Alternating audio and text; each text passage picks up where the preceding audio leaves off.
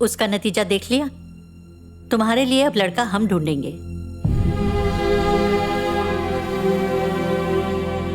बिना उससे मिले ही मैं समझ गई थी कि वो तेरी जिंदगी से खेल रहा है।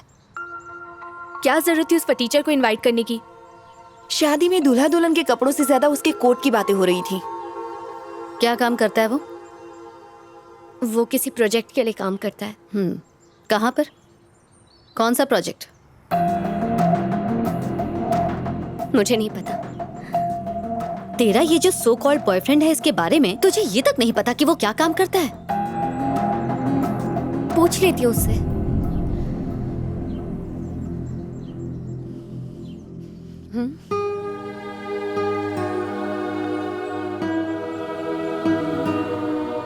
तुम्हारी ही तरह बिना किसी की परवाह किए एक लड़की किसी से बेइंतहा प्यार करने लग जाती है। वो सारी दुनिया भुलाकर उसके साथ जीने मरने का वादा कर लेती है। फिर दोनों की शादी हो जाती है। वो दोनों काफी खुश थे, सब ठीक था। फिर 2 साल बाद उनके घर एक बेटी हुई। खुशियां दुगनी हो गई और ये सिलसिला यूं ही चलता रहा। फिर एक दिन अचानक उस लड़की को ये पता चलता है कि जिस पर उसे यकीन था वो धोखेबाज है। कहता था बिजनेसमैन है, पर असल में अपनी नाकामियां छुपाने के लिए वो उससे झूठ बोल रहा था। सवाल पूछने पर उसने कोई जवाब नहीं दिया और उनके बीच झगड़ा हो गया। उनके झगड़े बढ़ते गए और साथ में दूरियां भी, इतनी कि वो एक दूसरे की शक्ल तक नहीं देखना चाहते थे। एक दिन दोनों ने तय किया कि अब उन्हें एक दूसरे की जरूरत नहीं है और इसलिए उन्होंने डिवोर्स ले लिया।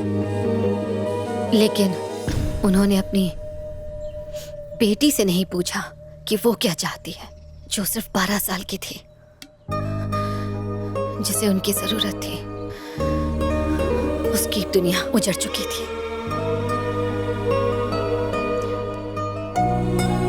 उसका नाम श्वेता था। 7A rosary convent high school में तुम्हारे साथ पढ़ा करती थी। वो अपनी माँ के साथ कहीं और चली गई। किसी और की गलती, सजा किसी और को मिली। तुम वाकई बहुत भोली हो लहरी, बहुत जल्दी भरोसा कर लेती हो और वो तुम्हारे इसी भोलेपन का फायदा उठा रहा है। I am sure is not the right choice for you. मुझे गलत मत समझना लहरी। बाद में तकलीफ झेलने से अच्छा है कि समय रहते अभी से संभल जाओ। बेहतर होगा उससे रिश्ता तोड़ लो।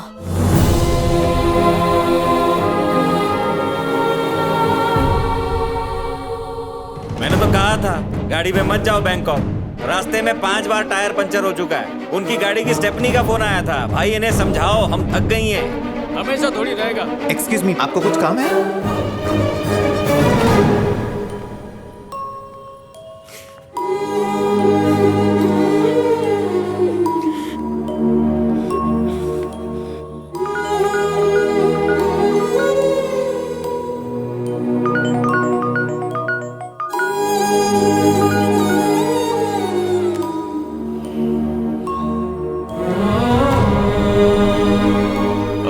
लहरी,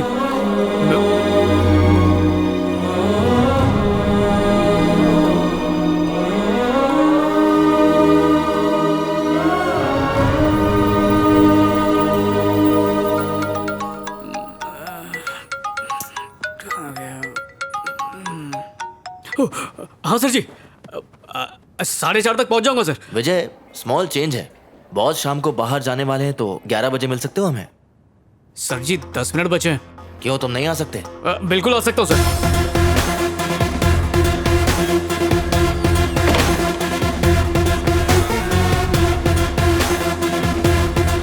मेरे बेटे ने कल ही ये फोन खरीदा है। पैसे थोड़ा महंगा है, लेकिन जब बेटा सक्सेसफुल हो तो ये मामूली बात है।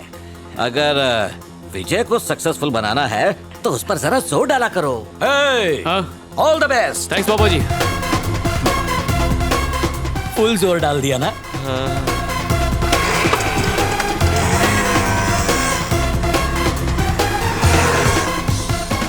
मैंने आपको विजय के बारे में बताया था ना, ये वही है ना? हेलो सर जी। हेलो। उस दिन प्रेजेंटेशन आधे में ही रह गई थी तो आज। रहने दो, उसकी जरूरत नहीं है। It's alright. सर जी मेरे प्रोजेक्ट पर पैसा लगाने के लिए आप जो मेहनत कर रहे हैं उसके। विजय 1 सेकंड, हमने तुम्हें आज यहाँ स्पॉन्सरशिप के लिए नहीं बुलाया है। हमारे बॉस ने तुम्हें एक मौका दिया था पर तुम फेल हो गए। इसलिए तुम एक काम करो, इसके पेटेंट राइट्स के साथ अपना प्रोजेक्ट तुम हमें दे दो। अगर आइडिया सक्सेसफुल हुआ तो हम थोड़ा प्रॉफिट तुम्हें भी दे देंगे। तुम रेडी हो तो सर से बात कर सकते हैं।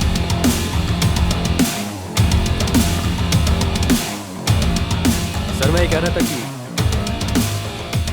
ये क्या है भरत? ये भीख में कपड़े मांगकर टहलने आया है क्या? ये तुम्हें टूरिस्ट ऑफिस लग रहा है? हाँ? ओए भिखारी वो होता है जो दूसरों के टुकड़ों पर पलता है, जैसे कि तू। दूसरों के आइडिया चुराने वाले चोर। जबान संभाल के बात कर। ओए तुझसे तो बात ही नहीं करनी है, बात तो दुनिया करेगी मेरे ऐप के बारे में, तब तू जबान संभाल के बात करेगा। इस फ्रॉड से मिलवाने के लिए तुमने मेरी नींद खराब की। तुझे अंदाजा नहीं तू किससे बात कर रहा है?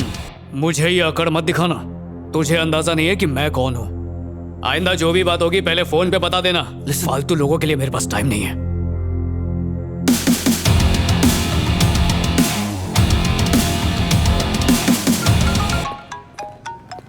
हेलो जी। मैं तुमसे मिलना चाहती हूँ। ठीक है, कल मिलते हैं। नहीं, अभी।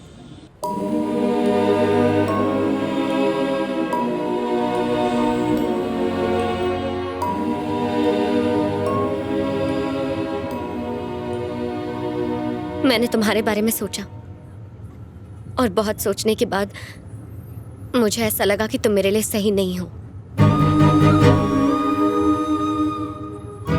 यहाँ रहकर मैं तुम्हें भुला नहीं पाऊंगी, इसीलिए मैं इस शहर से दूर जा रही हूँ। मेरे अंदर इतनी हिम्मत नहीं है कि मैं तुम्हें एक और मौका देकर खुद को एक बार फिर से सबके सामने गलत साबित कर दूं।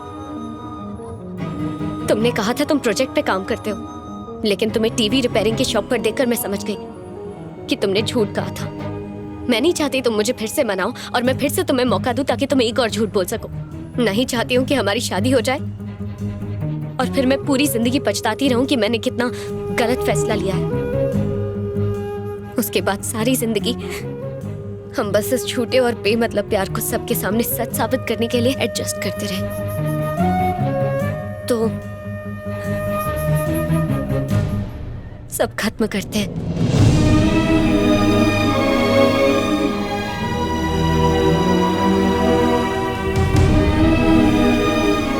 Let's make this relationship healthy. तुम चाहो तो हम दोस्त बनकर रह सकते हैं। तुम्हें और भी कुछ बोलना है या अभी भी कुछ बाकी है?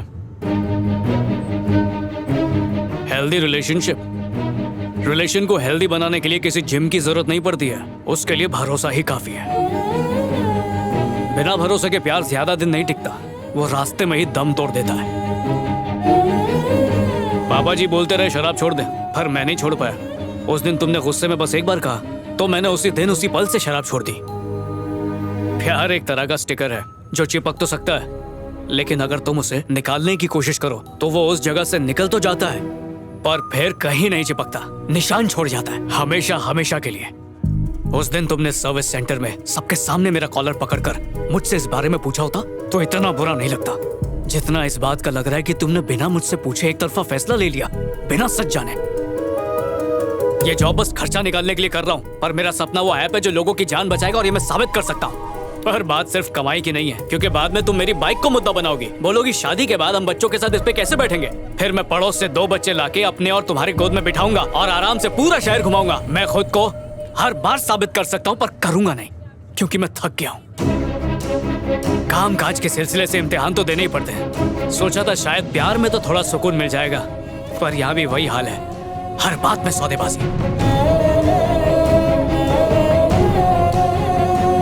सच्चा प्यार वो होता है जब हम एक दूसरे पे आंख बंद करके भरोसा करते हैं। अगर तुम लड़कियों को प्यार साबित करने के लिए ताजमहल भी बना दे और तुम्हारा मूड मुंह फुलाने का हो तो कहोगी कि तुमने क्या किया, ये तो मजदूरों ने बनाया। बहुत हो गया, अब बर्दाश्त नहीं होता।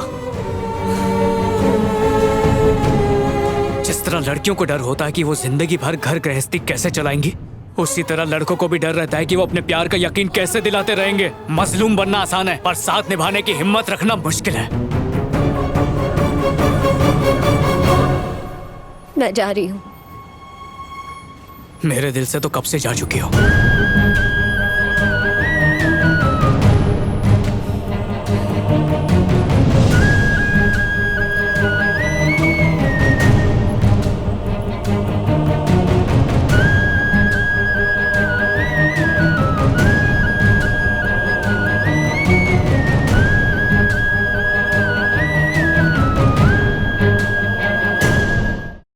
तुम? मैं यहाँ दीदी के घर रहने आ गई हूँ। तुम ठीक हो?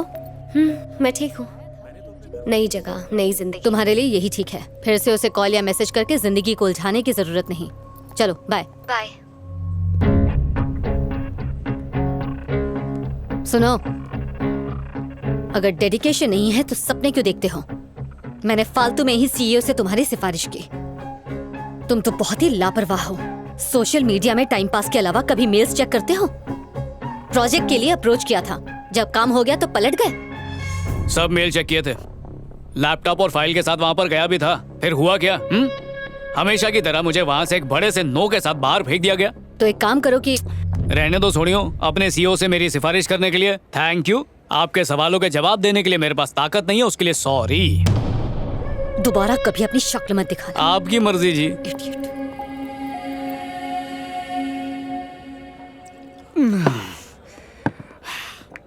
जब देखो सर झुकाए चलती थी, सोचा एक बार, बस एक बार सर उठा के मुझे देख ले, मजा आ जाएगा। फिर उसने देखा, फिर सोचा एक प्यारी सी मुस्कान दे दे, तो वो भी दे दी। फिर प्रपोज करना चाहा, उसको आई लव यू कहा, तो उसने भी आई लव यू टू बोला। लो जी, फिर क्या था? सोचा जिंदगी फर्राटे से चलेगी, पर फिर ब्रेक लग गया। ये गैरों पे करम, अपनों पे सितम, सब ऐसा ही करती है। पहली बार प्यार हुआ था, मैं तो उसी में फेल हो गया क्लासमेट। ये जो प्यार मोहब्बत है ना, बालों की तरह ही होता है। अगर ये टिकना चाहे ना तो घटिया साबुन के बाद भी स्ट्रांग रहता है। एक बार इसने डिसाइड कर लिया कि चले जाना है तो लाख रुपए का शैम्पू भी लगाओ, नो यूज। सो बाल और प्यार हमारे हाथ में नहीं है यार। बोलती थी दाढ़ी बहुत सूट करती है, कभी मत निकालना।